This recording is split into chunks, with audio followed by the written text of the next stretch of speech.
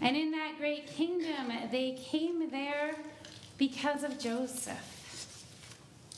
Joseph, one of the first to establish a system of slavery in Egypt.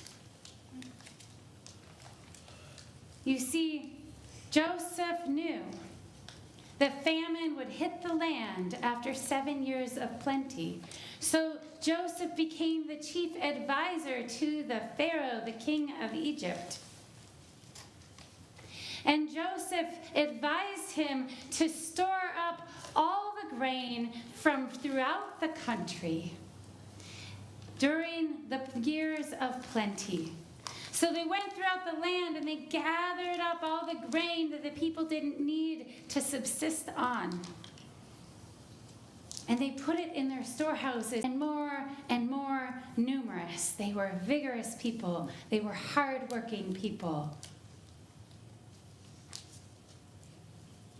And so the Pharaoh decided to take drastic measures to target them specifically for slavery.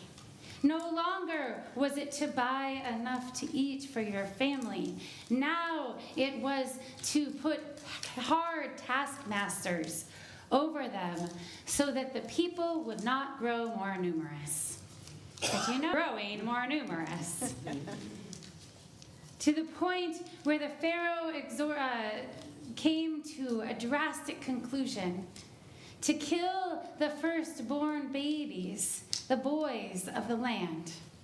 Actually, maybe just the boys of the land. But Moses' mother and Moses' sister and Pharaoh's very own daughter conspired with each other, these brave, courageous women. Ooh, and don't forget the Hebrew midwives. Conspired all together to save the babies and to save Moses. And years later, after growing up in a wealthy household, the Pharaoh's daughter's household, Moses looks at the needs of his people, the Hebrews, and he stands up and fights, and he kills a taskmaster.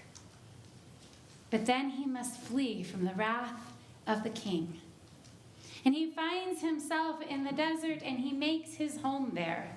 He's left his past behind. His people, the Hebrews, his family, the court of Pharaoh, the land that he knew, and now he has a family of his own. But something was missing.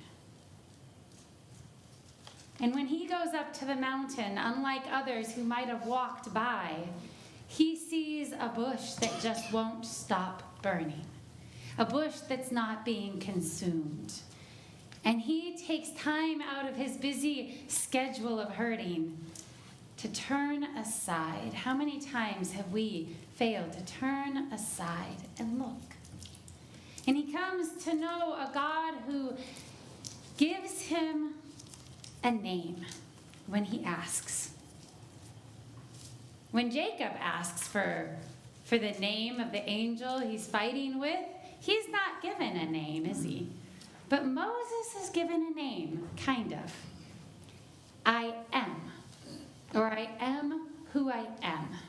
Some people think God was being evasive. Some people